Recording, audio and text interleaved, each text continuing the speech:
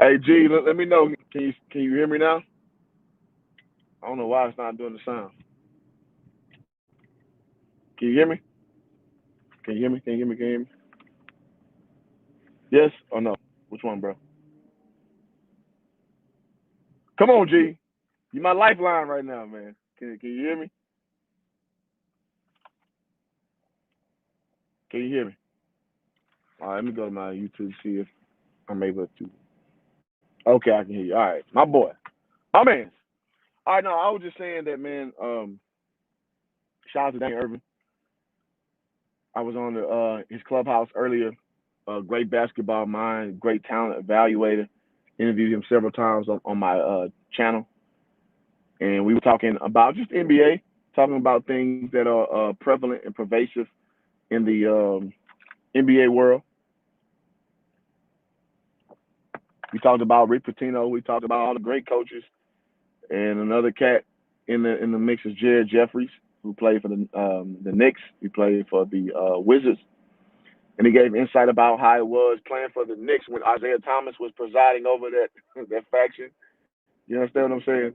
It was an interesting discussion, man, and I feel blessed to be a part of that discussion. Also, Aaron Brooks, the third, who is the son of Aaron Brooks, who so Aaron Brooks the third coaches at Baylor. He's assistant coach.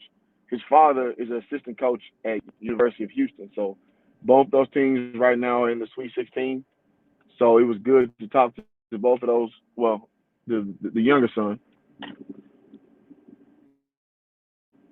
don't know if I'm even in the right lane right now, but it'll be all right. So no, it's good to come off those discussions and coming back.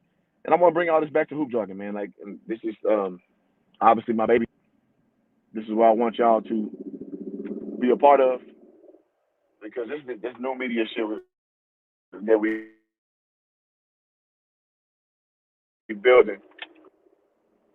Um, but we also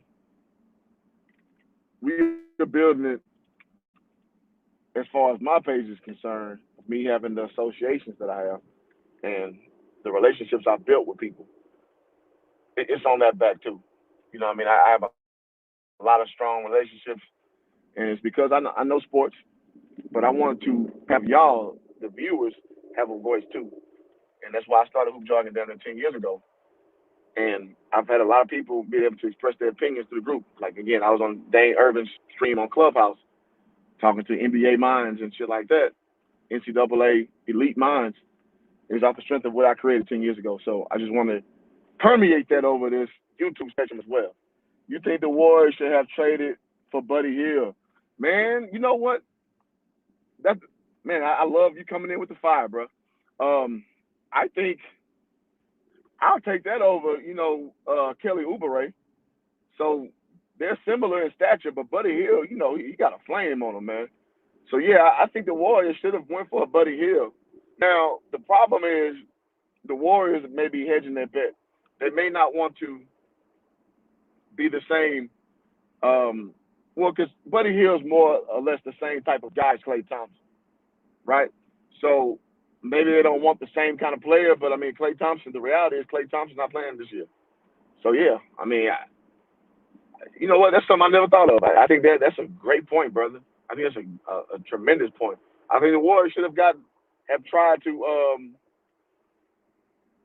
got a guy like that. That's a great compliment to what they do. Damn, that's crazy, man. Damn, boy, you struck lightning quick with that, man. What's up? So yeah, I wish because I mean, listen, man, I'm a Lakers fan. I live in Los Angeles. I'm from Houston, Texas. I'm a fan of good basketball.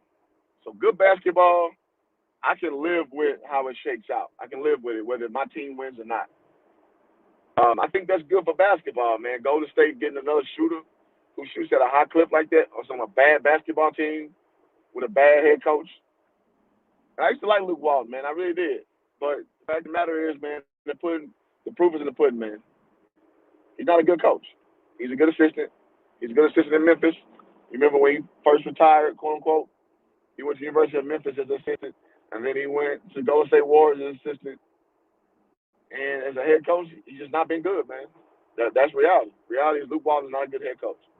He has basketball, royalty. Like he's been raised up in basketball knowledge. Bill Walton, his dad was a great player. He was a marginal NBA player, but I don't take anything away from anybody who's made that level. Like the NBA that's a tough level, man. It's a tough level.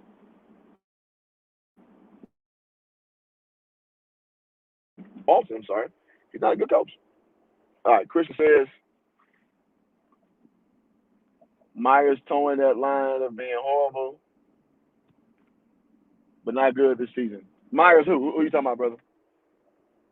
Um, so as far as the NBA trade deadline and the buyouts and all that, I think it's good that LaMarcus Aldridge is going to the Heat. I did not want him to go to the Nets because there's not going to be minutes for him. I don't know because at first it was reported that he's going to sign with the Nets. Now I will say this: in the media, people say all kind of shit, so it ain't necessarily a derivative of truth. But when they said LaMarcus Aldridge was going to the Nets, I don't know what his minutes are going to the Nets. So I'm glad he's going to the Heat because I want competition, man. I want 3 or 4 top teams to duke it out, man. That's how it's supposed to be. That's how it's supposed to be. So, I'm happy to know Victor Oladipo is going to the Heat. I'm happy to know that LaMarcus Aldridge is going to the Heat. That's good, man. It's good for the sport. It's good for the game. The Warriors and Bob Myers. Oh, okay. You saying Bob Myers out of line for horrible band. Yeah. Yeah. Okay, I got you, brother. I got you now. Let me say this. Jared Jeffries brought up a great point in the clubhouse report that we did. I'm sorry, not the report, but the clubhouse live we did. Via my boy Dane Irvin, top kind of evaluator. He said when it comes to the Ball family, and I say this affectionately, that motherfucker don't know shit about the Ball family. But he knows about all players, man. Dane Irvin, I'm not taking nothing away from the brother, man. Very smart, astute dude. He don't know shit about the Ball kids, though. But in his clubhouse, he had like Malik Rose, Jared Jeffries, and a lot of other brothers who I'm not familiar with their body of work, but they are movers and shakers in the hoop community. And a very, very, very interesting thing came up. Let me read this comment and then I'll go to that. My boy William Wallace says, "Do you think Porzingis could be traded for Andre Wiggins or Pascal in a few picks?" I think you know what. Here's the tough thing. Kristaps Porzingis is a unicorn. He literally is a unicorn. He is a 7'1", 7'2" guy who can do everything. At the same time, he can do nothing. Does that make sense? He's like, you can do everything, but the same token, you can't do shit. So my question is, where is the market for Kristaps Porzingis? And I just don't think it's a great market for him. Even though me personally, I like Kristaps Porzingis. I do. I wish the Lakers would have got Kristaps. I just don't think there's a market for him because he's more or less looking like a better version of like a Lowry marketing kind of guy. Euro kid, a lot of potential, but not a lot of substance. You know what I'm saying? So I think them getting rid of him for like a Pascal, like you said, and who else you said? Andrew Wiggins. I don't think nobody's willing to get it up for Kristaps. At this juncture right now, I don't think there's a market for him to get that type of talent back. Because as much shit as people talk about Andrew Wiggins low key has had more success than Kristaps Porzingis. Like this motherfucker averaged 20 points his whole career. You understand me? So we got to keep this shit in proper perspective. Kristaps very talented though. Like again, 7'1", 7'2", can do everything. At the same time, he can't do shit as it pertains to a winning nucleus. So I just wonder what the demand is for his skill set. Well, no, his skill set is at a very high clip, but his production level, I question if people want to invest in Kristaps. So I don't think there's a market for him right now, as it stands right now. Let me say that. All right. Let's see. I'm happy.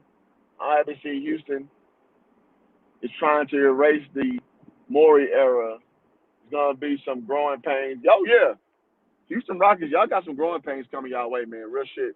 And you know me, I like to troll Houston Rockets. You know, I'm from Houston.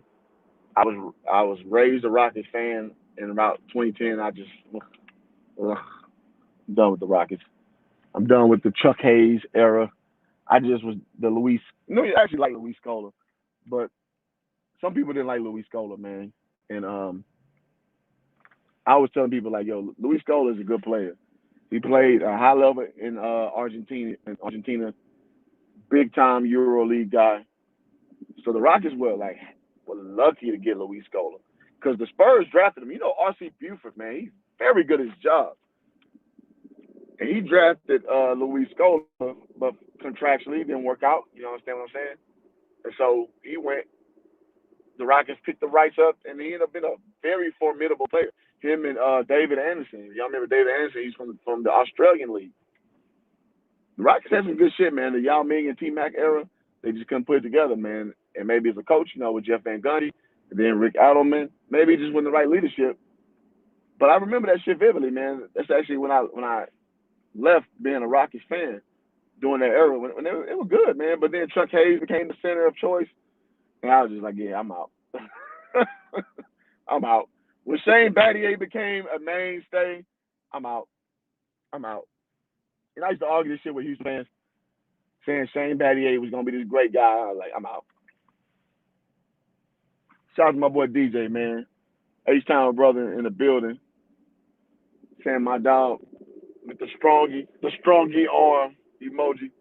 Yeah, man. I mean, and DJ, I gotta give DJ so much credit. DJ is one of the person who put my lazy ass YouTube page into motion, man. Like I was lazy, man. Like with this YouTube game, and DJ is one of the people who put me on. So I got to give him so much respect, man, for putting, a fire and subscribe to that brother's channel, man. He's up to damn near 4K subscribers, man. And this time last year, he had like 200.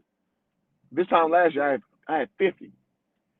So I always was trying to evaluate my channel on the DJ's tutelage. Like, okay, so I got to stay at least 200 subscribers away. And he done ran off and took off on my bitch ass. But that's okay because I'm not envious of no man's success. But that is a good hamster to chase. I want to be successful like DJ's page is successful. So I'm gonna start doing more of these live chats, and I love the fact that y'all on here talking with me, man. And I want to bring some of y'all on this panel, and I'm gonna start doing that because I know a lot of fucking knowledgeable people, man. I know a lot of people who you may not even be that knowledgeable, but you're funny, you're creative, you're interesting. And I'll put you on just because that. I'll put you on just because that. All right, let's keep it rolling. If you want a physical big, my boy Christian says, you need to be a 3-point shooting big. Kristaps Porzingis is a nice, but he needs to be on a, let's say, Utah Jazz with Rudy Gobert. Oh yeah, so what you're basically saying is the dichotomy needs to happen between the fire and ice thing, meaning you want the.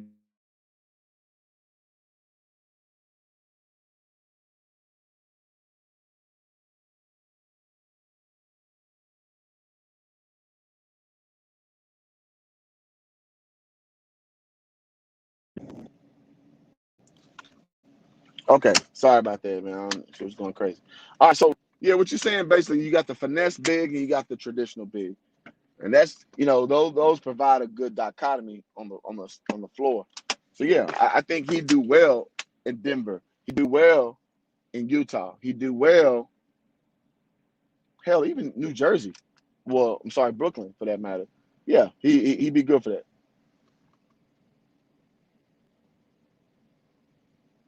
Scola had that footwork. Yes, he did, man.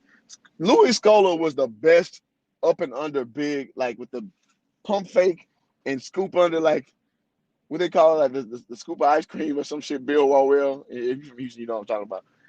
Louis Scola was very good with that shit, man. Just misdirection. He was an under the rim big, but he had a lot of skill to his overall, um, post game. And I think that's very it's very rare in what you see now these days. Okay, 9 days of victory line says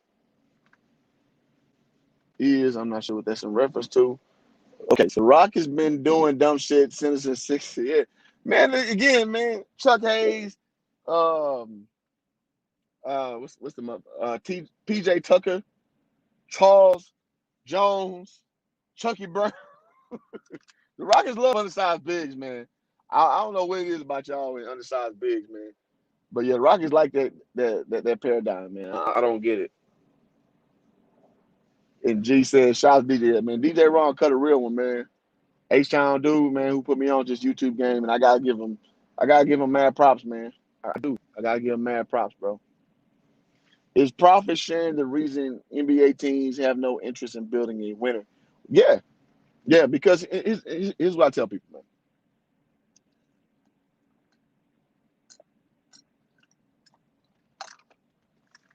The NBA is an entertainment-based league.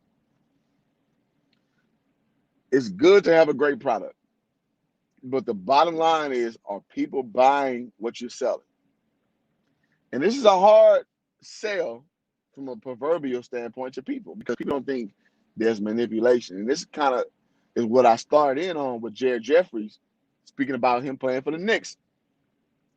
When they basically were told to tank, to change the positioning of the NBA scale because the owner Dolan was cool with the owner of the Wizards at the time. It's like, I scratch my back, I scratch your back, you scratch mine. That shit goes on in the real world. Lawyers, prosecutors, DAs, judges, they do shit like this, man. Y'all gotta understand, man, there's a lot to the totality that we understand to be the entertainment world. It's a lot, man. So there are a lot of motherfuckers who they manipulate things to help friends out or brothers. You understand what I'm saying? So yeah, man. So and I applaud Jared Jeffries for being so honest about it. He's like, yeah, we tank some games, and the way they tank it is some of their starters didn't play. That's how you tank a game. You don't make it obvious, but you sit guys out. Y'all know Jared Jeffries? That motherfucker was good. He played for Indiana University, right? 6'11", athletic as hell. He knows that shit.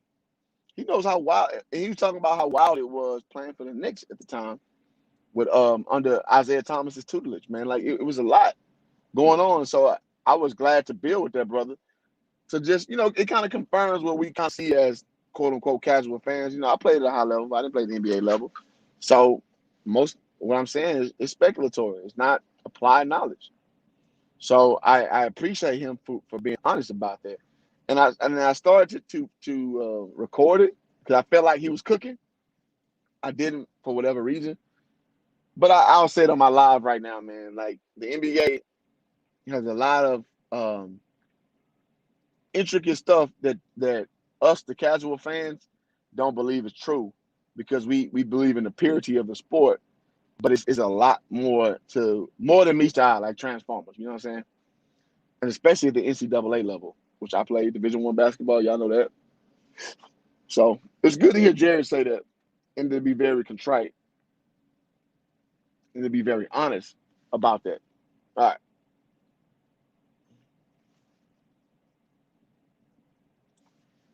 Lost my sound. Okay, I'm glad I'm back. Shit, man. I hope I wasn't talking. He was like Kevin McHale. Yeah, Kevin McHale, big, big, burly, big man. Not a lot of athleticism, but just a lot of basketball know-how. That's how Luis Scola was. Absolutely, great point, brother. Great point. And I appreciate bigs like that who don't have a lot of God-given talent, but they got a lot of basketball know-how, like a George Mikan per se. I do have an affinity for those kind of bigs. I do. Yeah, you call him the ice cream man because he always scooping. Yeah. Christian, know what's up? I seen him bust Lamar Orange with all them fake. Yeah, that boy was the head fake king. And I like it though because he knew his limitations. Luis Scola is not gonna dunk on nobody. Luis Scola not gonna dunk on your 10-year-old kid. But Luis Scola know I'm a head fake his ass to death. Because what happens? When you have a series of head fakes like that, eventually somebody's gonna jump. Especially in the NBA, we got the best, most athletic people. When they're so worried about their athletic prowess, Luis Scola gonna head fake you to death. And there's nothing wrong with a throwback player like that, man. That's why I like him. I seen him bust Lamar Odom with all. Okay, yeah. Because Lamar Odom wasn't a traditional big. Lamar Odom was a guy who had 3 guard skills with a 5-man body. You understand what I'm saying? So he never had 2 guard skills with a center body. So it's tough for Lamar Odom. You know, Charles Jones was just fire. Yeah. He was a guy coming like my pop say, man. He's a hatchet guy. He come in. Hey, the NBA getting 6 fouls. Charles Jones probably averaged 5 fouls a game. My boy Dietrich, fly guy West with the continuous dots. I don't know what the fuck that's for, but all right. I had a Scola headband. Yeah, because Scola had them little girl headbands, them little workout yoga, them yoga guy headbands. You know what I'm saying? All right. So Otis Thorpe had the biggest hands. Yeah, Otis Thorpe, great example of a guy who maximized on talent that did not have a lot of natural talent. AKA, he was a hard worker. So I see a guy like Tristan Thompson now, who's 6'8", who plays big at this level. I see a throwback guy. He's kind of like an Otis Thorpe kind of fella. Because y'all know, man, 6'8" is not that tall. I'm 6'7". I ain't that fucking tall. When I stand up to a 7-footer, I'm not that tall. Now to a regular person, the regular man is like what, 6 foot?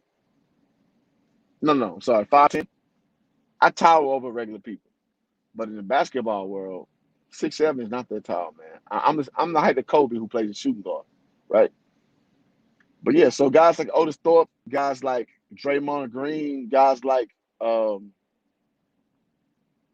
Tristan Thompson, who are undersized but who can still live in that 7-foot realm, I give a lot of respect to, man. I mean, obviously you can't win a championship nucleus with them being the best in your team, or Ben Wallace, Dennis Rodman.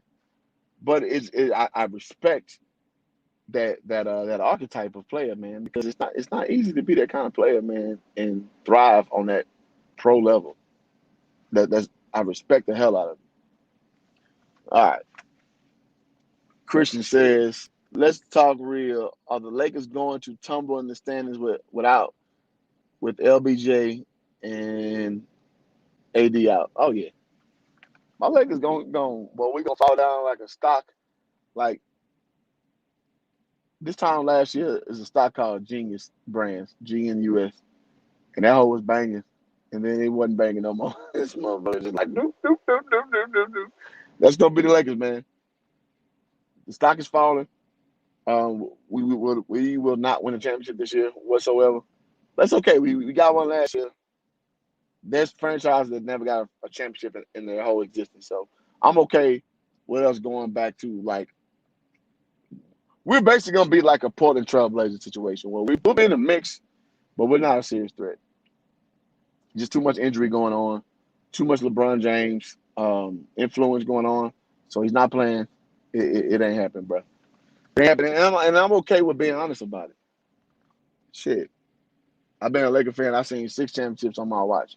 You understand what I'm saying? So that's just reality, man. Reality is reality. Whether I like it, love it, I hate it, it is what it is. G says, I was actually wanting to see a Lakers versus Nets finals. No, I think that'd have been a great finals, to be honest. And I think if that happened, the Nets would beat us. The Nets, as it is right now, it's like the damn Avengers, man. That's a good ass team, man. Because and they're so good because James Harden does not have to be the bastardized version. Y'all check my channel out. I made a video about about Daryl Morey saying that the 3-point shot should be worth 2.5 points. So I get this whole outline about how Daryl Morey, I'm sorry, fucked James Harden game up. So now that James Harden has disavowed himself from Daryl Morey, He's the best version of himself again. So I'm very interested to see how that shakes out, and I would love to see him go against my Lakers because they're made for a good damn series with KD. With you know what's Blake Griffin, not so much. Blake Griffin is averaging like 12 and 5 before he even came to the Nets. So Blake Griffin, I don't think he's registered a dunk this whole year. So he ain't where he used to be. You understand what I'm saying? So I'm not expecting top level ability from a Blake Griffin type of guy. So I did want to see the Nets versus Lakers. It probably won't happen, but you know, it is what it is. James Harden proved me wrong this year. He can play. You know, he can play. I just don't. I didn't like what James Harden was to the Rockets. I told people all the time I was a fan of James Harden for Oklahoma City. Like he was so versatile. He reminded me of like a black Manu Ginobili. He was ambidextrous. He could score when he needed to. He could handle the ball. He could move off ball. He could play defense. Balls for the Rockets. He wasn't playing no defense. Like he sucks. He sucks. He sucks. But now he's back to his original form, more or less. I like James Harden again, and I'm a guy. Y'all know me, man. My opinions are pretty stringent. I don't like Russell Westbrook. I don't like him. He's too low IQ, in my opinion. He's not going to be a part of a winning nucleus. He's on a team right now, the third worst team in the East. Russell Westbrook. I mean, I don't want. So I don't want to be regular. I don't want to say he sucks. He's just not a guy you bring in to win, in my opinion. All right, William Wallace says, uh-oh. Do you think Wiggins, Pascal, Nick Mannion, 3 first-round picks for Middleton and nobody from the Bucks is a possible trade? No, you're a goddamn fool to trade all that for Chris Middleton. Chris Middleton is a Texas guy with Texas A&M. I'm for him. I want him to succeed. I want him to be the best version of himself at all points. But ain't no way in hell you trade all that for him. No.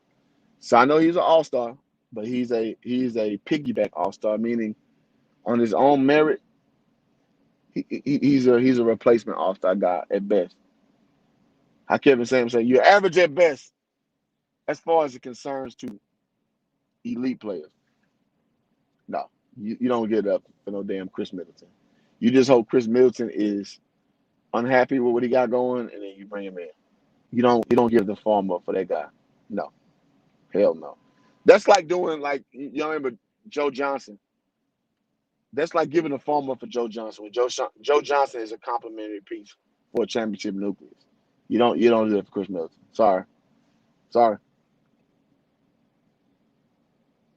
James Harden's skills were never questioned. It was just effort.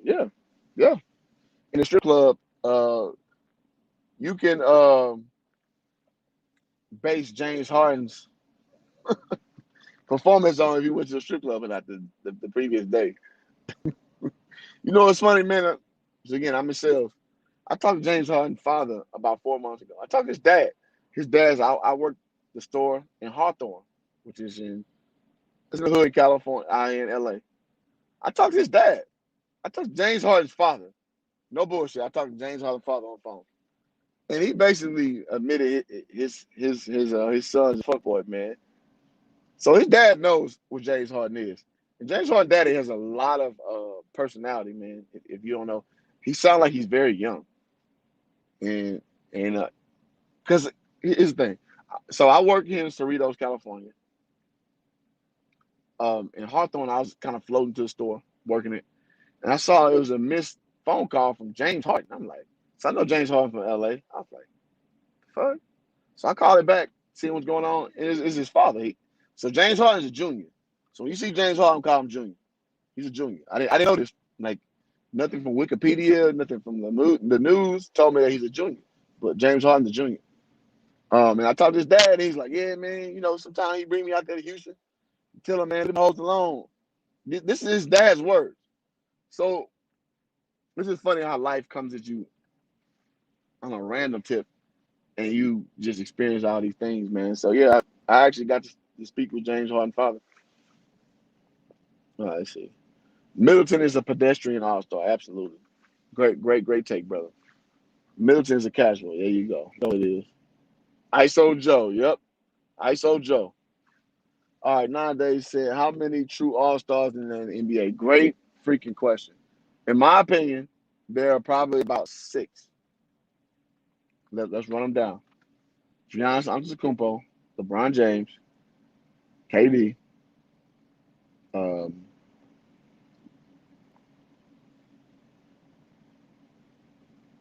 damn, Giannis, LeBron, KD, superstar.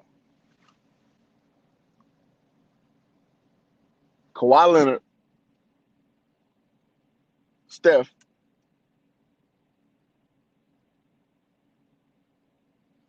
You gotta be one more I'm missing. Y'all hear me out. It gotta be one more I'm missing.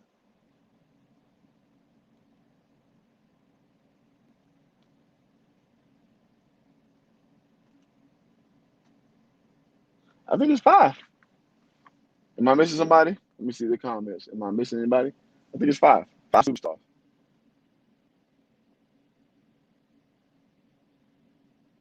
I can think of another superstar. Anthony Davis. Six. Anthony Davis. That's it. Those are your six superstars in the NBA. That's it. Now, there are a lot of popular players. There are a lot of guys who can ball, who can hoop, who are athletic. But six. You got six NBA. You got six stars. That's it. Yo, beats by Frizzy, rap, R&B beats, say James Harden. Yeah, James Harden superstar. I hate his game. Um, overall, his Rockets based game, but he's a superstar. I can't take that away from James Harden. So six: Steph Curry, James Harden, KD, LeBron, AD, and Giannis Antetokounmpo. Those are your superstars. Oh, and then um, Kawhi Leonard, seven superstars. That's it. Everything after that is just stars. That's it. Giannis ain't no true all star to me. I'm taking. Okay, let me put it up there. I'm taking Harden. No, Giannis is a two-time MVP. Or is he won twice? Giannis Antetokounmpo's come on, stop it, bro. You tripping. Say Giannis ain't no true all star. You out your goddamn mind. Giannis Antetokounmpo is a bona fide star. He gonna be that until about 35. Because this is exactly what the NBA is. No, Giannis Antetokounmpo is a bona fide star, bro. Bona fide star. It ain't no question about it. So yeah, so seven. So I'm gonna go with that. Seven. There are seven all star. I'm sorry, superstars in the NBA right now. Seven is my final answer. So, but yeah, so so let's talk about a few more other transactions, man. If I go back to work, anybody else y'all want to discuss? I think Lamelo Ball better win Rookie of the Year. You know he's hurt because he's shown as a backup, not a backup. I'm sorry. Well, backup in a sense, but like a bench player. Yeah, he definitely is gonna be. He should be Rookie of the Year in my eyes. I think there'll be a travesty if he don't win Rookie of the Year. See, Christian say, I'm tired of him traveling. Hey, man. You know what? I tell you all the time, I don't know what travel is no more. I don't know where it is. I don't know what travel is. I don't know how the steps work. I play high level. I don't know what that shit is. All right, let's see. I may have some outlandish takes, but it gets the people going. All right, see, LaMelo brings money and views. Oh, yeah. He's shown that at Chino Hills. He's shown that in Lithuania. He showed that at Spire. And he showed that at the JBA. And now he's shown that for the Charlotte Hornets. Charlotte Hornets probably got like 5 Facebook tags in the last 10 years. Before LaMelo Ball. Of course, I'm being facetious, but nobody gave a shit about the Charlotte Hornets. But now they're a focal point in the NBA. Man. That's because that boy's special, man. LaMelo Ball is special. And I told y'all this shit even when I didn't take YouTube serious. I made a video damn near 4 years ago.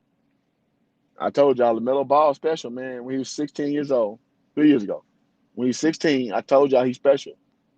And fact check me. Go to one of my latest videos. I'm sorry, my earliest videos. Look at when I talk about him and Leangelo playing in Lithuania. And that's me at work. You see me, just a regular dude with my glasses on. I got LASIK now, so I don't wear glasses no more. But at the time, I had glasses on because I couldn't see the comments when I'm going, live on YouTube. Um, but yeah, man, like LaMelo Ball, that dude, man, and LaMelo Ball making a lot of people some liars. They're making y'all some straight up liars, man. And I'm glad to see it because he earned it. LeVar put that in him, and all that shit they say that putting that putting that what they say, too much pressure on him and making it nervous and all that. He raised his kids in the way he saw fit, and y'all ain't got shit to say about it. He did a fucking great job raising kids, man. And I applaud LeVar Ball so much on that, bro. I need you a video with Jasmine Jones and Marco. Yeah, we gotta get the fire and ice going, man. All right, my son is a Rockies fan through and through. He asked for a Melo Ball jersey for his birthday. I felt obliged. I think you meant obligated. Yeah, man. No, your kid ain't blind, bro. Your kid knows the truth when he see it. Get your kid a LaMelo Ball jersey, man. I bought one from when he played for the Lithuania team, and I got a signed Lonzo Ball jersey. LeVar signed it when I went to a JBA game in Dallas 2 years ago. So I got the forward thinking, like, so I want the LaMelo jersey I gotta get him signed at some point. It's gonna be worth a lot, man. LaMelo Ball is a walking legend, bro, and that's just real talk, man. He's a walking legend, man. All right, Ghost Unknown says, who jogging? Miami, he will win the East. They got a shooter. Hold on. They got shooter defenders that can match up with the team. What's your opinion? No, I think Miami overachieved last year. I think they did a good job, man.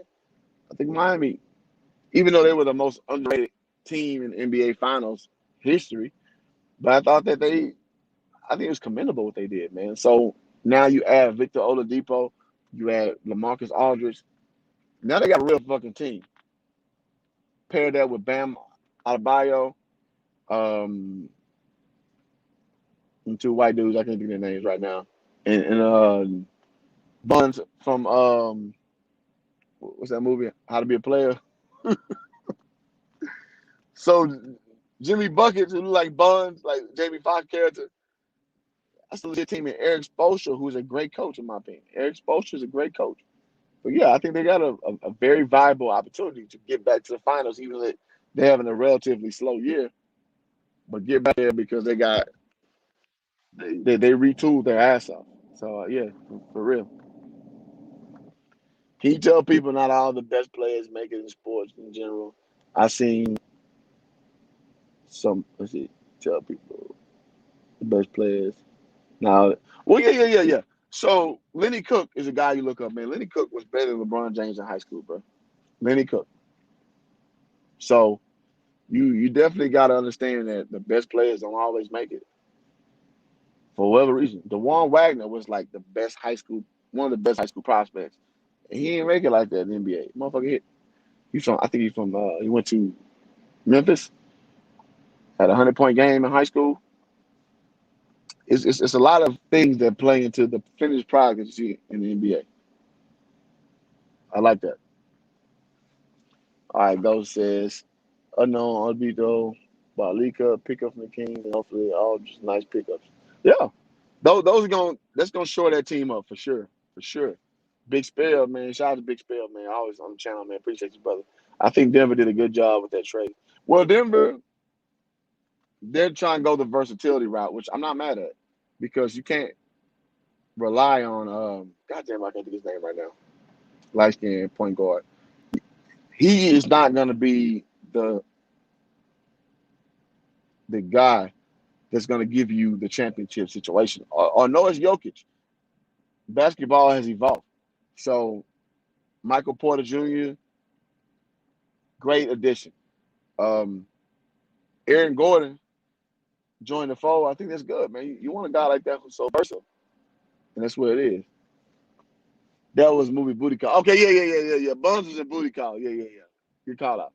So I think Denver, they did well for what they're trying to do with Denver. like I said on the podcast I was on earlier, with my boy Dane. Dean, I mean, sorry, the Denver been 35 deep forever. It ain't going nowhere, man. Until you get star power, it's not going nowhere till you get some real star power, bro. All right, so I'm gonna wrap this up in a bit, but let's keep it rocking. Who joined it? Miami got hella shooting, my man, and Oladipo and Butler got the dog mentality. Yeah, what is the thing? I don't want to dismiss the dog mentality because, and like I said on the clubhouse thing, when you got a dog on your team, you know it, and you ride the dog. You ride the dog. However, just being a dog don't guarantee you success. I.e., you're a Russell Westbrook kind of guy. Russell Westbrook's a dog. You know what I mean? I'm not. I don't like him. I think he's a loser. But I can't say he don't give his all. He's a dog. Russell Westbrook is a dog. I think he plays stupid. So, in my opinion, you can be a dog, but you play stupid. So, what's the point of being a dog if you're dumb? In my opinion. Let's see who's joining. They got Aaron Gordon and McGee so they can match him. Yeah. I think that's a great thing getting JaVale McGee, man. Because JaVale McGee, I've always been a fan of his, man. Even though he's just a retard, man. Like JaVale McGee, you know, JaVale McGee just a retard, bro. Like he's just a dumb dude, man. You know what I'm saying? The elevator don't go to the top floor, man. But I like him though. I've always liked his skill set. He's 7'1". He runs the floor like a deer. Athletic as shit. His mother played with Cynthia Cooper back at USC. Like he's made of the right stuff. It's just, you know, mentally, he's a little aloof, man. Like you gotta deal with that shit, bro. True the King, what's up, homie? Salute to Hoop Jargon. Appreciate that, bro. Appreciate that. Appreciate that. And it's funny because like guys like Christian G, who are my Hoop Jargon, OGs, on YouTube, it's a whole nother faction I've started. So I've had like some of y'all that don't know, I have a very successful Facebook group, but it's not in the YouTube spectrum. So I gotta go like damn near. Well, I got over 4,000 members in my Facebook group, and it's been going for 10 years. I'm new in the YouTube spectrum of taking it serious. So now y'all kind of getting to know me and this and I that's cool. I love it. But when guys like Christian G on here, and my boy Fly Guy West, they've been down for a long time with what I'm doing. By the way, I'm at 689 subscribers. Okay, cool, man. 1,000 is when I get monetized. So, man, if y'all like it when I'm spitting, if y'all can just take a second and subscribe to the channel, that'd be awesome. If you take a second to share the video, that'd be awesome. That's all I ask. Let's see. 9 days of victory says, I think Miami has two of the same players. That's not good. Yeah, yeah. It's almost like in college, man, when you got too much of the same. I'm sorry, we got two quarterbacks. What they say, you got no quarterbacks. Now you look at Tua Tagovailoa and Jalen Hurts. That's an exception to the rule, but usually we got two quarterbacks. You got no quarterbacks. So they're just an extenuating circumstance. But yeah, you got too much of the same talent. You got none of the talent. Let's see. Big Spell says, I don't know what the Clippers are doing. The PG3 team, man. Franchise back for you. Well, here's the thing, man. Living here in Los Angeles, I've been to one Clipper game. I've been to 3 Lakers games in the last year. The Clippers got a lot of market share that they have to cut into, man. Because this is the Laker time, man. Real shit. You see Laker shit on people all the time. You don't see a lot of Clipper people shit. And then going to an actual game, even what's my man's name that win. He signed to TD J Rock, I think his name is. He performed the Clippers game. And it's like, I'm not gonna lie, he did a great job. But there's no way they were booking for a Lakers game. They weren't booking for a Lakers game. And if y'all don't understand, the best way I can explain it is a Clippers game feels like a high level college game. So my people from Houston, the Clippers are on par with the Rockets. A Rockets game is cool for what it is, but it's not life changing. I'm sure y'all can understand that. When you go to a motherfucking Lakers game, that shit is like a Shakespeare play going on. And I'm not gassing it just because I'm a Lakers fan. I'm fucking not gassing it. A Lakers game is like a Shakespearean play going on in front of your fucking face. It seemed like some shit you should probably pay double for what you paid. It's almost like you feel your money was worth what you paid to get into a Lakers game. And I don't care where you sitting in that motherfucking arena. That's fact. And I've been in a lot of NBA arenas in my life, NFL arenas. It's almost, you know what? Even the Dallas Cowboys, AT&T Stadium in Arlington, Texas, I love it. Like it's a superb experience. It really is. The best football experience I've seen. The Laker experience is twice that shit. Because with the lower lights, how it is, it feels like you at a motherfucking Shakespearean play. And I'm not exaggerating. I'm not exaggerating. It feels like you're somewhere that you don't even deserve to be in. That's how the Laker experience is. And the Clippers feel like, Thursday Night Live, like whatever, open mic night at the comedy club. That's what the Clippers experience feels like. So they need to take in whatever the fuck they get. So if they gotta give the farm away for Paul George, then so be it. So be it. All right. Christian said, at least Miami ain't like the Knicks used to be. All bigs, no point. Yeah. And Jared Jeffries, I told y'all I was on the Clubhouse video with. He told us how it was to be a New York Knick in the mid 2000s with Isaiah Thomas being at the vanguard of it. It wasn't pretty. It wasn't good. Been a part of the New York Knicks when the Eddie Curry and the Jamal Crawford era was. And what's that motherfucker name who went to Stanford? Landry Fields and shit. It wasn't good being a Knick back there, bro. Well, it still ain't good being a Knick right now, but right before the Melo Anthony trade, it was tough, man. It was tough. All right, J Rock will win. Fuck everything else. You know, it's funny. He actually cussed too during the performance. He got too much in his bag, man. He forgot where he's at. That shit was funny as hell. He cussed and shit. So, but I mean, I don't want to be disrespectful, but the Clippers experience, it ain't fuck with the Lakers, man, bro. It ain't. Ghost Unknown says, Hoop Jog and he the always solid defensive. That culture is about outworking opponents. And yeah, and that comes from Eric Spoelstra. Eric Spoelstra is a great defensive coach. Absolutely. Absolutely, bro. Absolutely. So, and the thing is, defense does win championships, but you got to have championship level talent. That's just fact. You got to have championship level talent, and that's something that the Heat been deployed since LeBron James left that organization. They try to bring in what's that motherfucker name? That African played for Chicago. He played for the Lakers. Luol Deng.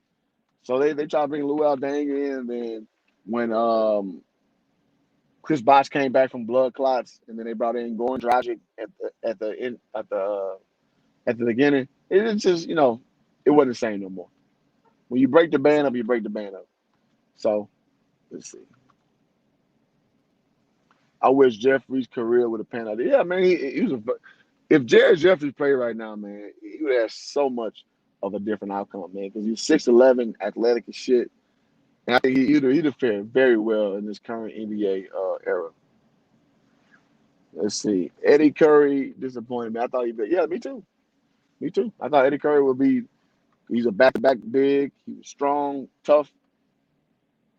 Some people think Chicago ball players are the best. I don't necessarily mirror that, but I know they're tough though. I'll give him that.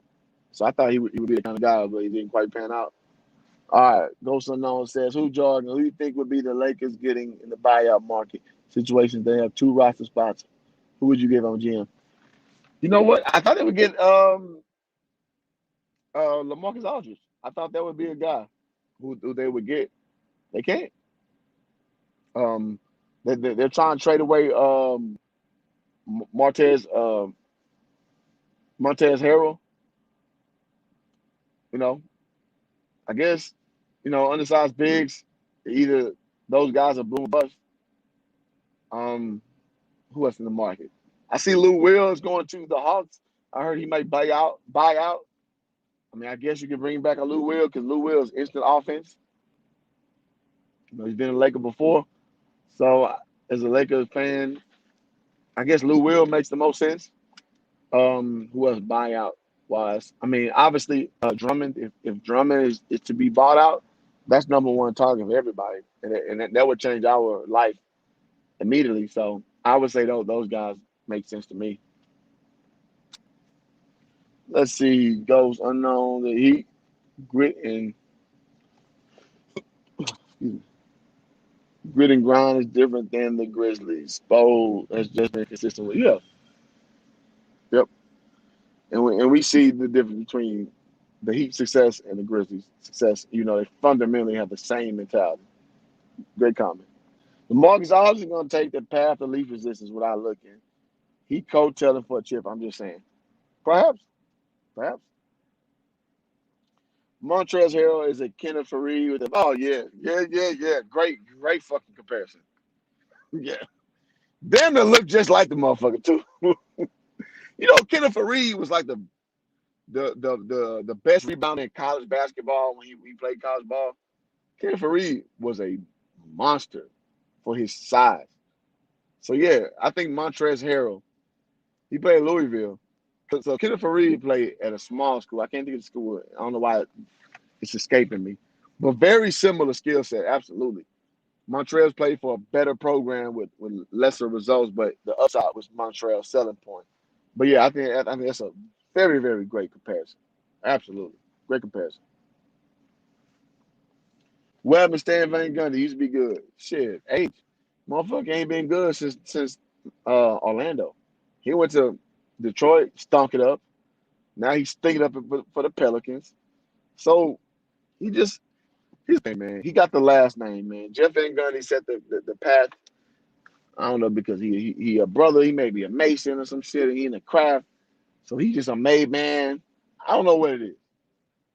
Jeff Van Gundy and Stan Van Gundy gonna get opportunities that they do not deserve, and that's what's going on right now. There's no way in hell that fucking Stan Van Gundy should have a job right now. No way in hell. He's older. The bridge between success and his time being idle is just too wide. No, you suck. You suck. You suck. It is what it is. All right, Christian G says, have you ever seen Ace Hood and Ken Reese? Doppelganger. Hashtag doppelganger. Yeah, man. I mean, that's funny. That's funny as hell. Yeah, so, man, this is one of the things. And I want to remind y'all again, please, man, if y'all like the stream, I see y'all going hard with the comments. And that's what this is for, man. For me to riff with you and y'all enjoy it. Man, if y'all please like the stream first and give me a subscribe, that'd be awesome, man. 1,000 subscribers, I move up to being able to monetize. I'm never gonna shame y'all into paying any money for this. I am gonna be unapologetic about it, but I don't want to shame you at no point to force you to do that. So if y'all take the time real quick to give me a like on the stream, if you want to share it, you can, and just subscribe to the channel. That'd be so awesome, man. All right, so man, that's all I got, man. If all y'all comments are done, I just want to go over what's going on right now and kind of project so we can go forward. I like these streams because I get held accountable for my words, and y'all know if y'all in Hoop Jargon the group, y'all know how we roll, man. We don't fuck around, man. If you say the wrong shit, somebody on your ass, and so I always walk that fine line. And those who know me from just the YouTube community, y'all know me. I'm Warren Tate Walter, meaning I'm not gonna say some shit outlandish because I know we can come back my way. You understand what I'm saying? So let's see. Christian say, this is dope, bro. Need the rest of Ace Day to get in and sub. Well, yeah, man, I appreciate you, man. And Christian G, dude, does well for himself. I always supported what I'm doing, and I really appreciate that, bro. I really do. So I know in the YouTube sphere, I'm new, but I've been doing this for a long time. Um, I've been hosting a group of individuals who like sports for a long time. Now, I'm about a year in of taking this series to the YouTube sphere, and I hope y'all like what I've been doing literally on Facebook for 10 years. So that's all I got. Till next time, peace, love, Afro Grease. Thank y'all for tuning in. And G says, salute. Appreciate that, brother. Peace.